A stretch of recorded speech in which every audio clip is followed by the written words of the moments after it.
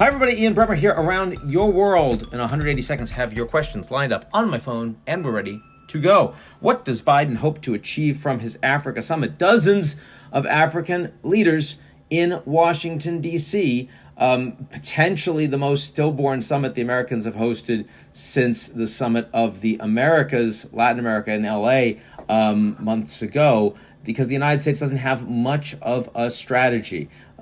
Certainly want to have more influence given how much the Chinese have been economically locking up so much of the political orientation of these countries. But that means money, and the Americans, this is, at the end of the day, not the top priority, not even close for the United States, given GDP and given role in the world. So I suspect it's going to be a lot of happy talk. There'll be some political alignment, but it's not going to be a lot of influence. Why did Putin cancel his annual press conference? Well, if you were Putin, wouldn't you cancel your annual press conference? I mean, look, they are generally friendlies, and he does control the media. And if you ask something really sharp, that can be it for you and your family. But he doesn't even want the hint of something that may not be scripted. He's been talking about and meeting with, for example, some of the families of the soldiers that are over there, some that have sacrificed, of course, an awful lot, but they've been very carefully vetted. He doesn't want to talk to anyone who's going to be in any way critical, and that's kind of what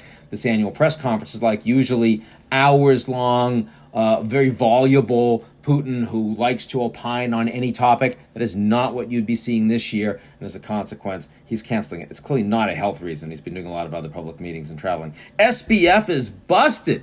That's right. Some point he's probably going to end up in jail. What does this mean for crypto exchanges around the world? Well, it means less investor-friendly regulation for these exchanges. Remember, SBF was giving massive amounts of money to political figures in the United States to ensure that he could capture the regulatory process. That money gone up in smoke, probably have to give it back, and even if they don't, he's not going to have much influence with it from the Bahamas or from prison. And what that means is that a chilling effect on others in the industry. Lots of big questions from major financial institutions as to use cases for crypto, as opposed to the blockchain, which people are very optimistic about the underlying technology. And again, it means regulations are going to be much more government-oriented, much more citizen protection-oriented, and much less crypto exchange-oriented. That's where we are, and I'll talk to you all real soon.